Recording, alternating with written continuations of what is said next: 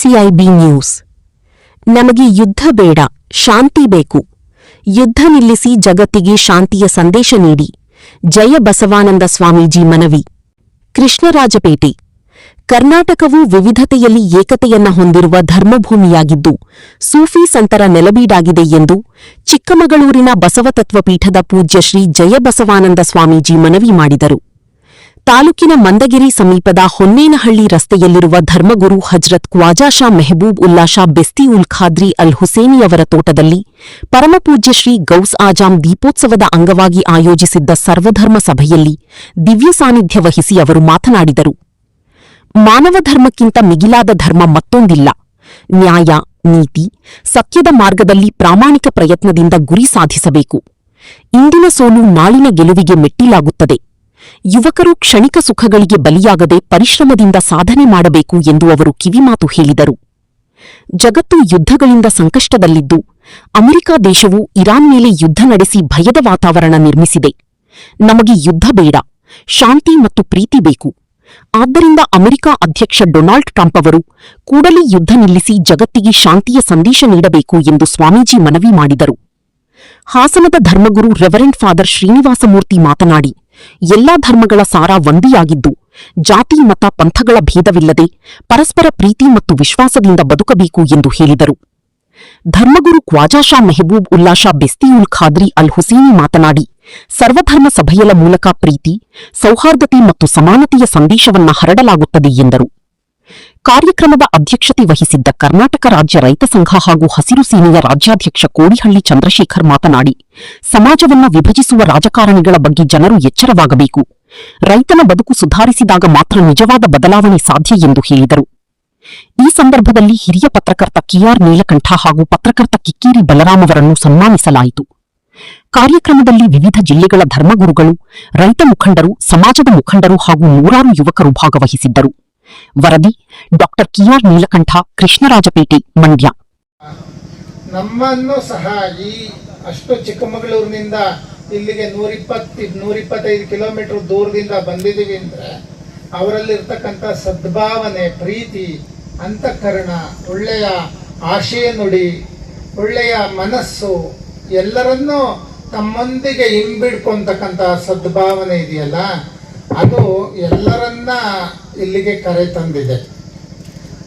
ಮೊದಲಿಗೆ ದೀಪವನ್ನ ಹಚ್ಚುವುದರ ಮುಖಾಂತರ ಜ್ಯೋತಿ ಮುಟ್ಟಿದ ಜ್ಯೋತಿಯಂತೆ ಜ್ಞಾನ ಅಂತಕ್ಕಂಥದ ಜ್ಯೋತಿ ಏನಿದೆ ಅದು ಜ್ಞಾನದ ಜ್ಯೋತಿ.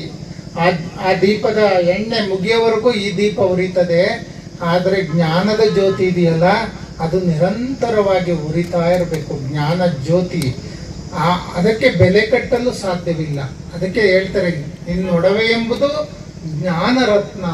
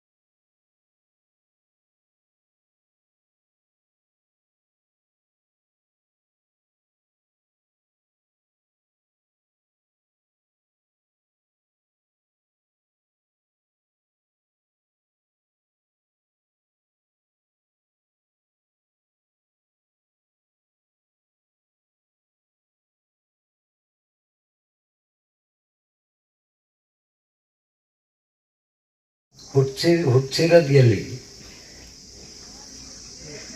ಈ ಜನ್ಮ ಕೊಟ್ಟಿರೋ ತಾಯಿ ಒಂದು ಕಡೆ,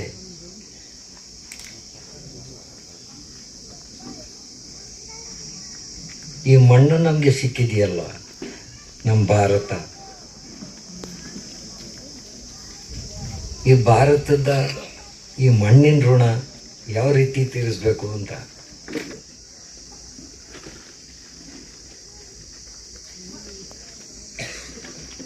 ಯಾಕಷ್ಟು ಇದ್ರ ಮೇಲೆ ಗಮನ? ಇಡೀ ಪ್ರಪಂಚದಲ್ಲಿ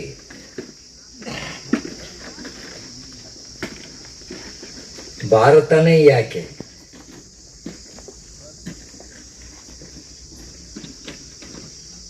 ಈ ಭಾರತ ಇರೋದು ಸಾಧು ಸೂಫಿ ಸಂತಗಳ ದೇಶ.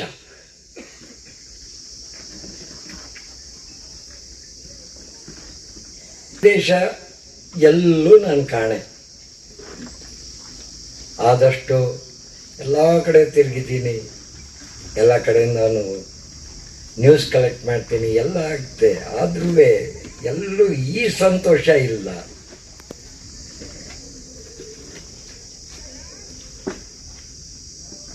ಈ ಸಾಧು ಸೂಫಿ ಸಂತಗಳಲ್ಲಿ ಜಾತಿ ಇಲ್ಲ. ಮೊದಲನೇ ಪಾಯಿಂಟ್. ಇದು ನಂದು ಅದು ಅವ್ರದ್ದು ಅಂತ ಆ ಭಾವನೆ ಇಲ್ಲ.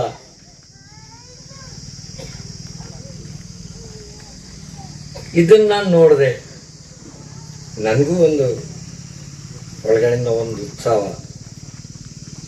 ಒಂದು ಯೋಚನೆ. ಈ ಋಣ ತೀರಿಸ್ಬೇಕಾದ್ರೆ ನಾವೆಲ್ಲರೂ ಒಂದಾಗಿ ಸೇರೋಣ ಅಂತ ಹೇಳ್ಬಿಟ್ಟು ಅಷ್ಟೇ ನನ್ನ ಅಭಿಪ್ರಾಯ ಇದ್ದಿದ್ದು. ಅದೆಲ್ಲ ಸೇರಿದ್ರೆ ಈ ಮಣ್ಣಿನ ಋಣ ತೀರಿಸ್ಬೋದು.